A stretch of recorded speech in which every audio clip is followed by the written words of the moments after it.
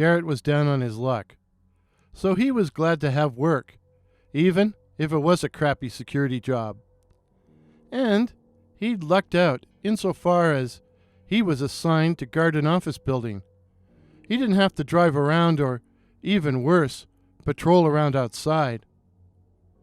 Once an hour, Jarrett made a patrol of the entire building, starting at the top and working his way down to the parking garage, a huge area with 2 levels, which seldom held more than a handful of cars, as Jarrett was assigned to the graveyard shift. Some people would have been creeped out being alone in a big building in the middle of the night, but Jarrett liked it for those very reasons. No one to bug him. He would just walk around, listening to music, or at least he did, until he got in shit for missing a radio call. Now, he confined himself to listening to his phone at the desk, true scary stories on Mortis Media and other YouTube channels, like that weird old dude on A Warning to the Curious, the Night Floaters. Scary stories in a deserted building. Jarrett found them amusing. They made the time pass quickly. It had been a routine night when Jarrett heard the woman crying. It was in the parking garage. Now that he no longer had his music, he was fully attuned to his surroundings. The garage, below ground, was pretty quiet, the main sound being the hum of the fluorescent lights which illuminated both levels. And as he patrolled, he could clearly hear the slap of his shoes on the cold, hard cement floor. In addition to seeing that no intruders were lurking behind the few parked cars, Jarrett had mechanical rooms to check on both levels. He usually started at the upper level, then made his way down, but he had barely entered the garage when he heard it, the sound of muffled sobbing, whimpering, as if the person crying was trying to suppress the sound, or had their mouth covered. By a gag? The image had instantly flashed into Jarrett's mind, and somehow he also knew the person crying was a woman. It seemed to be coming from the lower level, so Jarrett hurried down and when he got down, he found the sobbing seemed to be coming from above him, from where he had been moments earlier. Jarrett retraced his steps and followed the sloping ramp to the upper level. But now the sound was behind him, below, where he had just been. Jarrett stood very still for a moment, then shouted, "Hello! Hello!" His words echoed throughout the concrete amphitheater. The garage had very good acoustics, but when the echoes had finally died away, Jarrett heard nothing, just the droning of the fluorescent lighting. Jarrett gave himself a shake. "I am listening to too many scary stories," he told himself, as he went to check the nearest electrical room.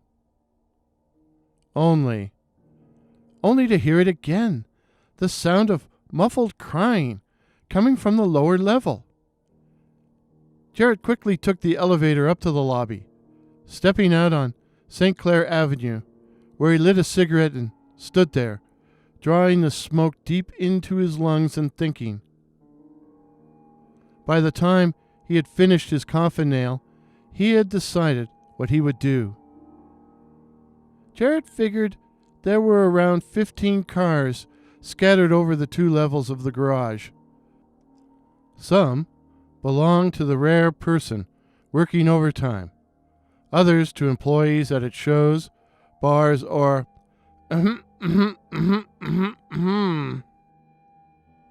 well, he was going to check both levels, the mechanical rooms, and all of the parked cars until he discovered the source of the disturbing noises.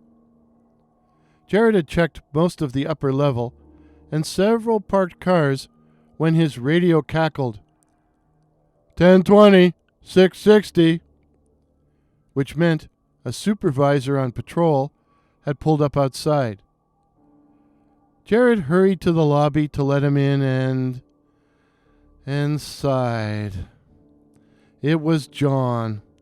John, a police wannabe and a total pain in the ass, and the only supervisor who ever gave him grief. By way of greeting, John asked, "Where were you?" As if he was supposed to be sitting around on his ass in the lobby all night. "I was on patrol in the garage." "Huh. It took you a while to get up here." "Not really." John didn't appear to like that answer, but changed tact. "Are you all right? You look kind of funny." Jared really didn't want to confide in John, but he also wanted verification of the strange sounds and help finding their source, so he briefly explained the situation to the supervisor. "It sounds like a woman crying?" Yeah, something like that." "But that's impossible." "Well, maybe, but I heard something. Come on down and see if you hear it too." The awkward pair took the elevator down to the upper level of the garage and stepped out into the parking area and listened. Nothing, and John wasn't shy about pointing it out. "What's the matter with you, Jerry?" "It's, Jarrett. You been smoking up or something, Jerry?" Jarrett hotly denied it, so vehemently that John had to back down. "Well, whatever it was you heard, it's gone now." Jarrett and John returned to the lobby in strained silence. Jarrett knew the supervisor would complain about him as soon as he got back to the office, but he was so annoyed with the fool, he didn't really give a damn. As soon as the patrol car drove away, Jarrett returned to the upper level of the parking lot. The sound was back, the muffled, ghostly weeping. Jarrett resumed checking the parked vehicles, determined to find the source of the awful, heart-rending sound. Appropriately enough, it was in the 13th car, a black, brand-new Dodge Charger, which he had noticed and admired on earlier patrols. The sobbing was coming from the trunk. Was somebody, some woman, bound and gagged inside? "Hello?" Jared called, his voice echoing through the empty garage. "Can you hear me?" But he had no sooner spoken when the lid of the trunk began to rise, as if someone, somewhere, had popped it open. The woman was young, pale and blonde, and stared up at him with eyes red from weeping. Duct tape covered her mouth, and she appeared to have been hogtied.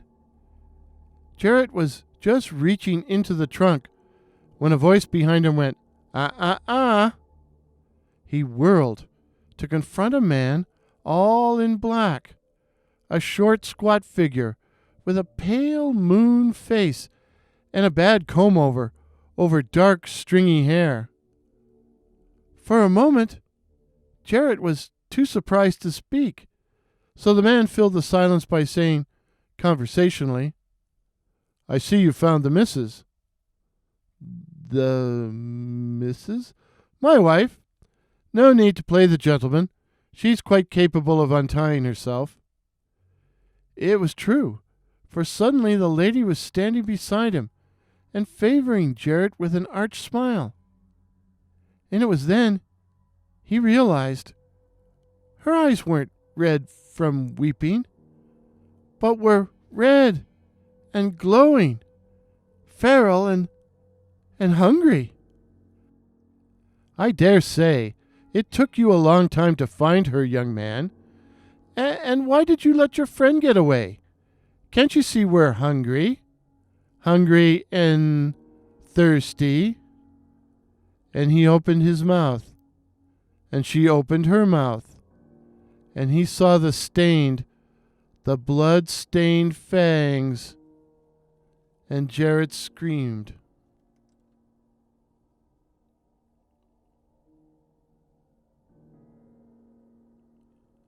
Jace was a parking lot attendant on the graveyard shift at a major hotel. He usually liked it, as there were fewer customers to deal with, fewer people to bug him, and he could chill, listening to his music. But tonight, something was off. He kept hearing the sound of muffled sobbing, whimpering, as if the person crying was trying to suppress the sound, or had their mouth covered. By a gag? It was a woman sobbing. Jace left his booth and began walking through the garage, trying to place the sound, and then he found it. It seemed to be coming from a brand new Dodge Charger, jet black. Jace walked over to the car and said, hesitant, "Hello? Hello?"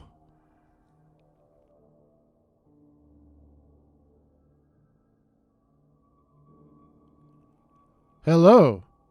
If this is your first visit to my channel, please consider subscribing. My name is Warren, and I write and tell original ghost stories and original horror stories featuring cryptids such as the night floaters, werewolves, and the black-eyed children. Help me to get to 2,021 subs by 2021. Till midnight. Cheers.